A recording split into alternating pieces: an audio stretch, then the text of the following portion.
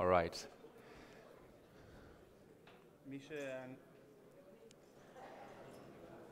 נזכיר פעם נוספת שיש אוזניות לתרגום למי שרוצה. Okay, thank you, Boaz.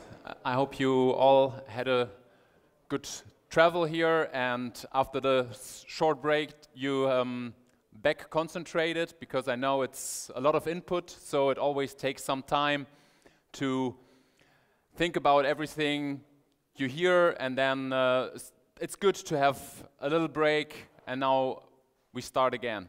Okay, so I want to talk to you a little bit about the approach that we have as the Israeli national team in the topic of athletic training.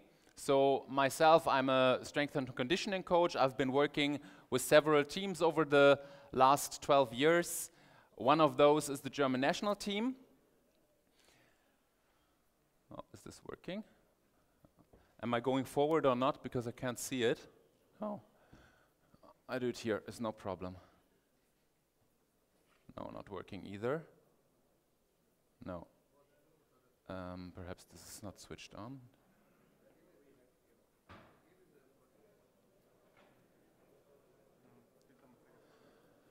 Okay, so you guys just take it. I will just start over like this. Okay, so the soccer itself became more and more physical over the last decade, I would say.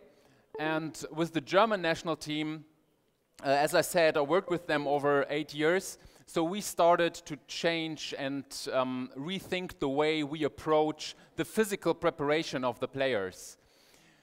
What did we do? Okay, thank you. Okay, so what did we do? We looked at how is soccer played, and we've been talking a lot about integration instead of isolation. So we're trying to integrate the athletic training, the way we train the players, in the training process.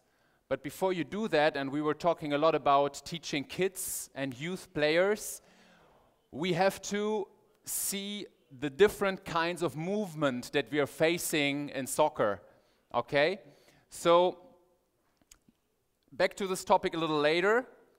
The next thing I would like to share with you is that one thing that I figured over the years I have been working with different coaches and now with Andy is that communication is key. So you as a head coach, you have your team around you. Some of you may have a fitness coach, some of you may have an assistant coach, and I think it's very, very important that the communication in between you and your team, if it's 1 or 2 or 3 or 4 person, is good and everybody knows what he's speaking about. So I see myself, and I like this picture, I see myself always as Mr. Spock. I don't know if you guys are familiar with this Star Trek. So, and in this case is Captain Kirk, okay? So he's the one that makes the decisions in the end, but every one of us is a Mr. Spock. So we have to bring information to him. The best information, obviously, is the most objective information we can give to him, so he can make his decisions on the base of our informations, okay? But on the other hand side, he has to trust me. And this is something you build when you communicate, trust, okay? So one message I want to give to you today is build trust within your team, within the members of your team. Trust your Mr. Spock, and as Captain Kirk, make the right decisions, take them. You're the coaches, you have to make the decisions, but you also have to ask for information before you make decisions, okay? Okay, coming to the foundations of great athlete and teams. First of all, you have the core essentials: nutrition, mindset, movement, and the last thing, recovery. yeah, sorry, it's so small here. The last thing is the recovery. So all these 4 pillars are very, very essential to what we do on the pitch, are essential to every sport actually, okay? So when we talk about soccer and we want to perform good, we have to prepare our players, right? So today I will talk about movement, nutrition, all the other things. We will come to psychology later, which is mindset actually. Markus will talk about it. But if you have your high-level skilled athletes, that's one thing, because then you have a nutritionist, you have a strength and conditioning coach, you have a psychologist. But when you're working with your team as, let's say, in a 4th division or something, also there is these things you have to take care about. So how do you do that? And I think you can always learn, like Willie said in his presentation, from what the top clubs or the top teams are doing, but how do we integrate it into our 4th division team, for example. So there is some small things I want to share with you regarding the part of movement later on, to reach the full potential of your players. Okay, so, wow, these slides are so small here. I'm really have to take my glasses. So if you want to build the future players, we have to see the base, and this is where you are. You coaches, all that you're sitting here, you're building the base for the top players of the Israeli football in the future. So every decision you take defines where we are going, and every step that you're taking regarding what we are telling you, the philosophy of the Israeli soccer, is a decision for the future of the Israeli soccer. So we have to be aware and good prepared of what we're doing here. Okay, so let's talk about movement. I said there is these 4 pillars, okay? And if we take one of them, the movement, which I'm the specialist in, there is movement itself, and then you can break it down to several parts, okay? I'm really struggling with the size here. Give me 1 second. No, I'm here. Okay, now we have it. Okay. Okay, so, no, no, it was just too small on my screen. I'm thanking you. Okay, so we have the mobility and the stability, okay? We have movement preparation, movement skills, and plyometrics. Later on, we have strength and power, which also is the base, and energy system capacity, which actually is like conditioning, okay? Like the condition. So today I will just take one topic of those. But first of all, what you have to do if you want to be better in one of these fields, if you want to make your athletes better, you have to evaluate. Okay, so you have to test, you have to do assessments. So each of you probably did some kind of assessment already with your players. Let's take the conditioning. You did like an anaerobic threshold test, or you did a yo-yo test, or anything like that. Testing is key to see if the work you're doing, if you're on the right path, right? Because if you don't test and then evaluate and train and then retest, you will never see if you're getting better or not, and if you're doing the right things, if you're applying the right ideas. So testing is very, very important. So we're coming to a performance management process, which also Markus later on will talk about, because it's always the same. If you're in sports, if you're in the industry, if you have a company, if you want to implement something, you have to go through a process of evaluation, where like the white arrow is, okay? So analyze the situation, have a status quo, okay, where are we standing now? Then refine, okay, so what are we doing? Think about, plan, okay, integrate the testing results into your planning. So what do I want to make better? Integrate into your training. We were talking a lot about integration. Train, and then redefine, reanalyze, reevaluate again. Go through that process, and everything you're doing, every decision you're taking on the pitch, it doesn't matter if it's about training a player, making him better with the ball, or making him better in his strength or speed or whatever. This process is always the same. And it's important to go through it. So this is one of the links. Also later on you will see the Ruttenstein model from Marcus. It will show more or less the same thing, but in the field of psychology. Also, when you're working with a team, we were talking about coaching and motivation and these kind of things. In the middle of it, you have your goals with your team.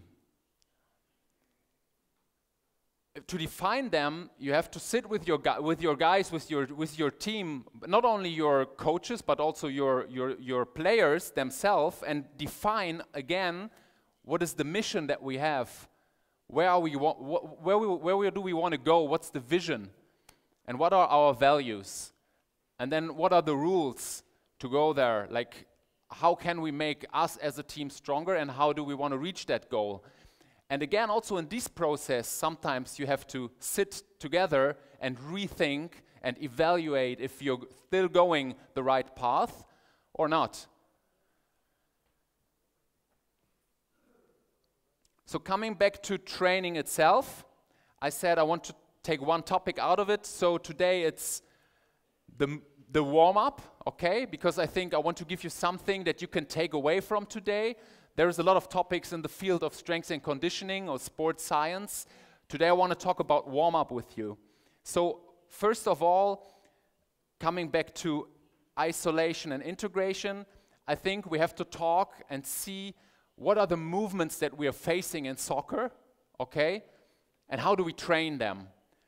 When do we integrate them, and when is it necessary to isolate them? So how do I teach a kid to move well on the pitch? Because movement quality is what we need. Willi was talking about coordination. He showed the video with the ladder and the ball. That's a good example. But first of all, these kids, they were, I think, like 13, 14 years old, older. They had to learn how to move well. Okay, how to do a good skipping, how to position themselves.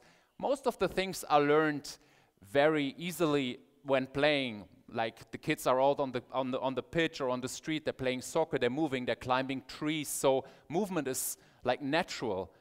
But when it comes to professional soccer, there is some movements you still can make them better in. And we have to try to integrate in our warm-up these kind of movements. So one really easy example for me, and again here is a link to the defending, the defense coaching that Willi was telling us. Let's take one movement where everybody has seen in a warm-up. Okay, so we're doing like, okay, a little rotation for the hip, and then there is this movement everybody's doing. Okay, forward, backward movement. Why are we doing this? Yeah, because it's soccer specific. Okay, then let's make it soccer specific in the warm-up already. So teach your guys to move well in the warm-up. It's not sloppy like this. No, okay, the warm-up should look like this. Okay, take the position. Okay, me as the fitness coach, I'm standing here, my player is there. Okay, so where are you going? Okay, I want you to face me. I want to face the opponent when you're talking about defense. So try to think again to integrate movements that you will see later on when the coach is teaching defense, for example, in the warm-up. So integration for me is not always the ball itself. It's good to integrate it at a certain time, but it's the integration of good movement, movement quality, linked to the soccer movement. Just one example. I will come to other examples later. Okay. So mobility and stability. So how is a warm-up built up? The first thing is mobility and stability to prepare your players. With the German national team, we always gave the players the possibility, and it's the same we're doing now with our national team here, the possibility to get ready before training. Okay? So before training, the warm-up already starts. In the locker room, you put out some mini bands, you put out some mats, they can do some activation.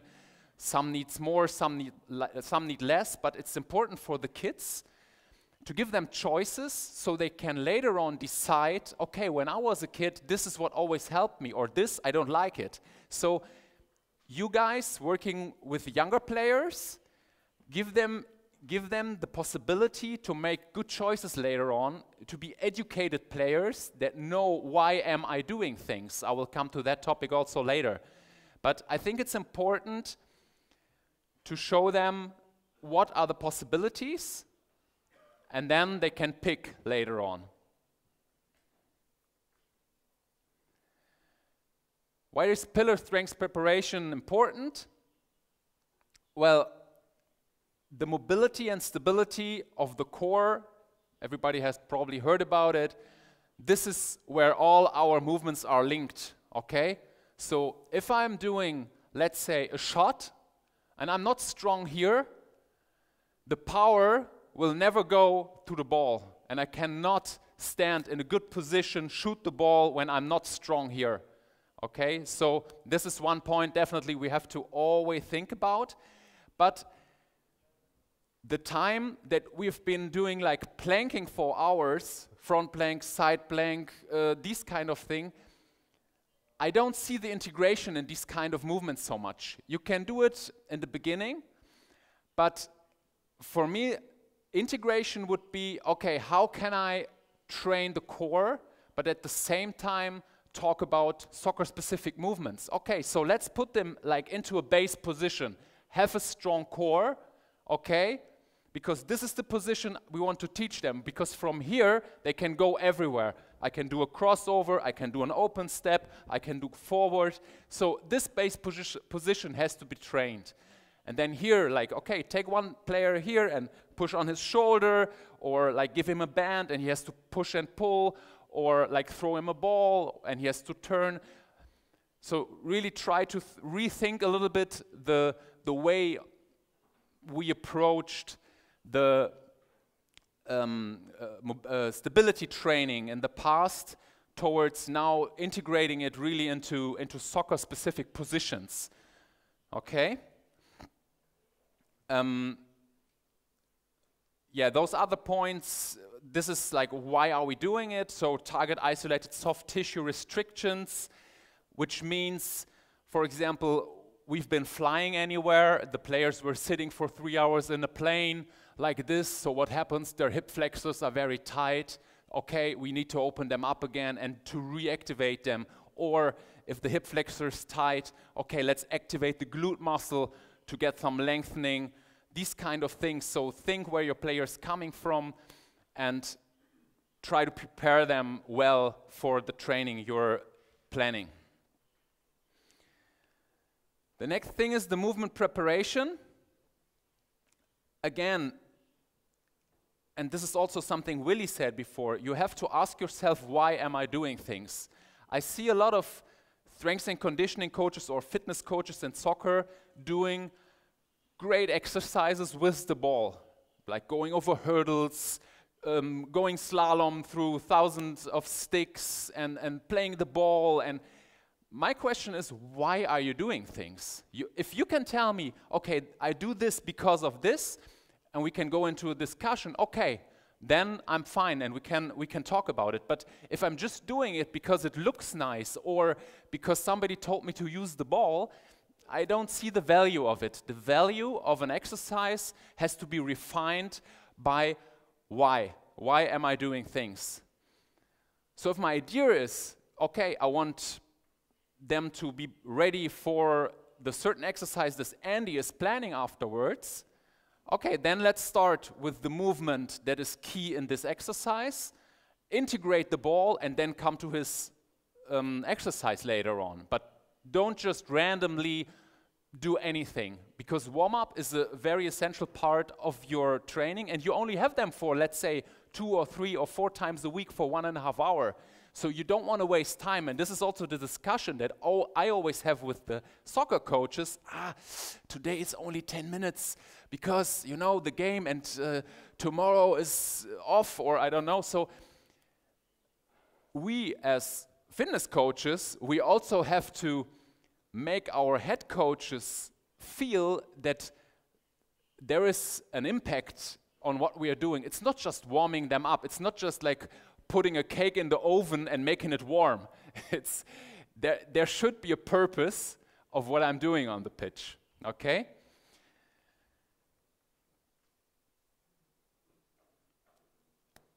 Perhaps one thing what always we are facing, especially with professional players, is the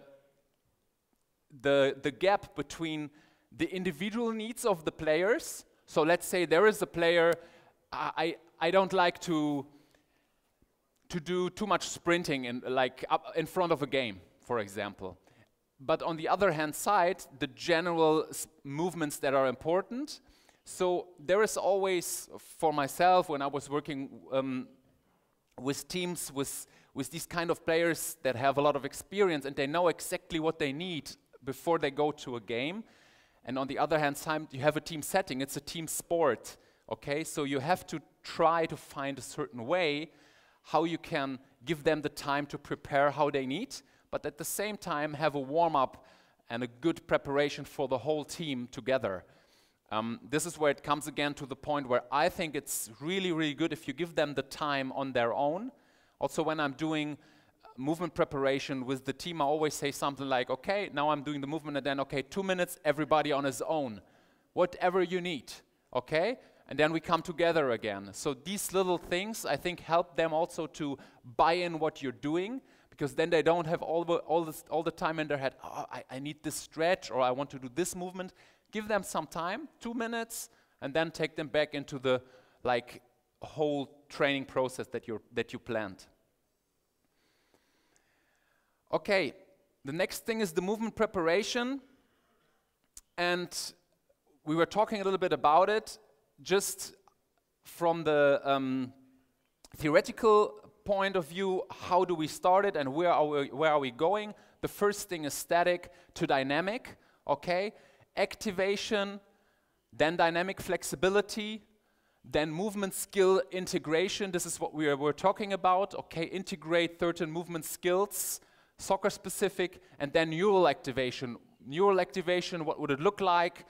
Could be some easy plyometric work, could be some tapping, could be something where they just get you wake them up, like a drill, okay, like 2 guys standing, 2 cones in the middle, you give them some signals, and who takes the red cone first, you say red or yellow, things like this, just to get them ready from their brain and to neurally activate them.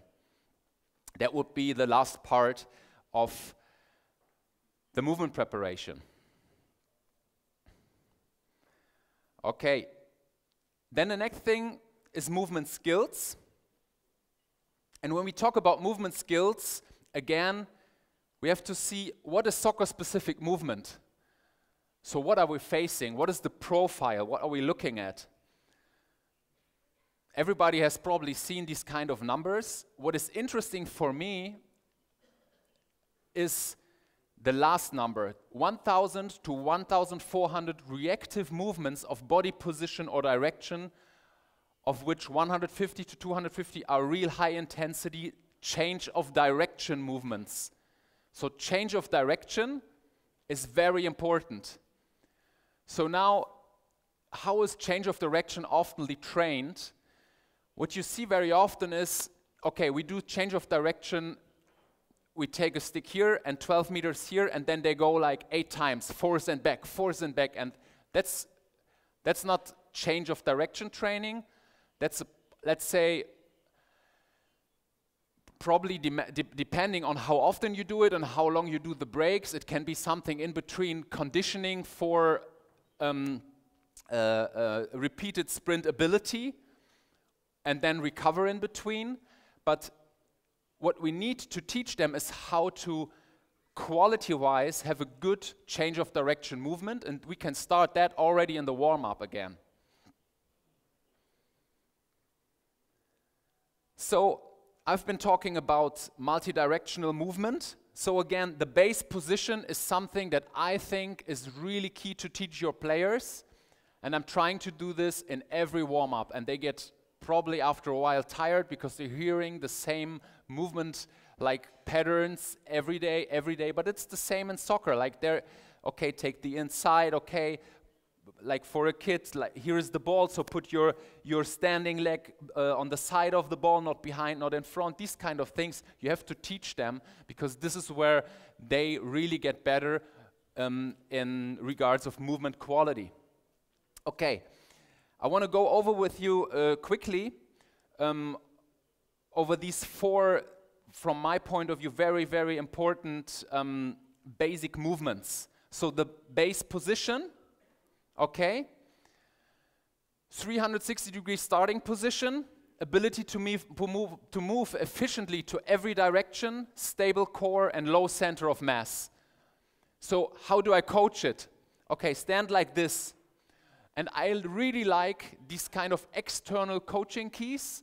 I tell my player, I want you to stand like this, and I want you to tear the world apart in 2 pieces between your feet. Okay, so stand like this and really try to give good power here, and stand here. This is my base position. Here I'm stable, and from here I can move everywhere. I can go here, I can go forward. Okay, this is the base position. Try to teach it to your kids, try to teach it to your youth players. Next one is the shuffle. So the shuffle is what we've done before. Okay, I'm here, here is my attacker, I'm the defender. Okay, where am I going? Okay, I have to guide him, so I go like this. Okay, so teach them a good shuffle. Again, isolation, integration. Try to cut the movement in pieces first, okay? And then afterwards build it up again into an integrated movement of a soccer drill. Could be like, okay, first thing I do, cut it into pieces. This is the shuffle, okay? I want you to extend that leg, okay? Work with resistance, for example. Next step, okay, do it repetitively. Okay, next step, or let's go 2 steps further because it will take too long now. But okay, here is somebody with the ball. I have the ball, here is my player, and he's going like this, and he has to react. I'm throwing the ball here or here, and he has to react and open step and go there in shuffles and then into a sprint. That's isolation to integration. Next thing is the crossover step. So a change of direction. I think, again, from base position, I want to go here. What am I doing? You see players naturally doing this, but you also see players at top level, they still not moving efficiently, very, very good. And sometimes it's really, really easy to just show them 1 or 2 examples of how they would be more efficient in a change of direction and perhaps winning these parts of a second that they need to be first at the ball. So what I want them to do is a change of direction movement like this, okay? Crossover step. And again, coming back to the warm-up, many of us do the karaoke in warm-up. It's a nice movement. It looks a little like dancing, but there is no purpose doing this. The purpose doing this would be, okay, in the warm-up already, I take them and I do a crossover step, and I'm trying to teach them the movement, and not just doing karaoke because we've seen it 1,000 times and it looks like I'm a Brazilian dancer. So there has to be a purpose behind it. I know it's small things, but we only, as fitness coaches, have them for 10 or 15 minutes, so we have to talk about these small things and make these small things better. And then the change of direction itself, low center of mass, wide base of support, which means open legs, okay? So I want to go here, I want to go here. Angle of attack, which means I'm attacking the ground when I'm doing a change of direction. So I'm not bringing my center of mass over and here again, which takes a lot of time. I'm trying to always be prepared from my core to change as quick as I can. And again, for your young players, if you talk with them about these kind of movements and you show them, and this is one thing I think it's very, very important, you have to be able to show yourself how to do it. Because if you're not capable of giving a good example, it will probably not go into their brains because they learn by seeing. You can talk hours to them. Look at your kids, if you have kids at home. What they're doing, they copy you. But they don't well, okay, sometimes they also copy how you speak, but the most things they do is they look at you. And they look at you in moments that you don't think they're looking at you. So again, on the pitch, on the side of the pitch, from my side, what I think is important as a fitness coach, be a fitness coach every single minute and be able to show movements to them.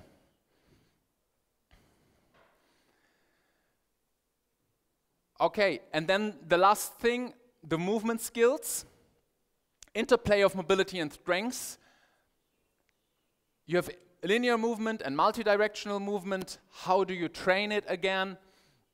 I will not go too deep into this now because it will take too much time, but there is 3 things that you can train in linear movement: acceleration, absolute speed, and deceleration. And again, try to think about it. How important, for example, is deceleration? You see a lot of good players, again, in the top leagues, especially strikers. They have a good ability in sprinting, a good ability in acceleration, but their lack of deceleration. So when they've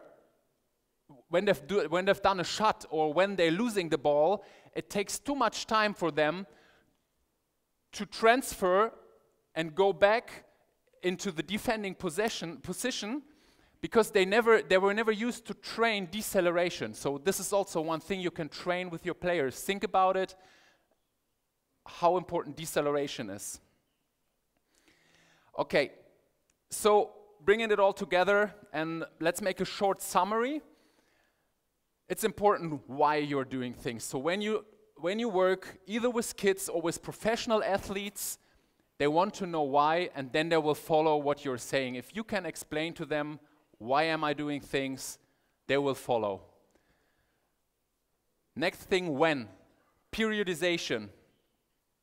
When am I doing things? Also very important, and one example that I really like regarding this is this one here, the Mill of Coton. I don't know if you know about this. So this guy, when he was a baby, he had a little cow. I don't know the English word for Kalb, Markus. A calf, exactly. So what he did, he carried it around, but sometimes he got a little tired, so you had to put it to the side. And naturally, he kind of made a periodization of carrying it and not carrying it. Okay, so he grew up, and the calf became a cow, or in this case, even a big one. Yes, a bull. And what he did is, like, every day he went there and picked it up one time. So he became a strong guy that was able to pick up a bull when he was, let's say, 20, 25. So that's periodization. What would have happened if he now says, I'm so strong, I don't go there anymore, I don't need it.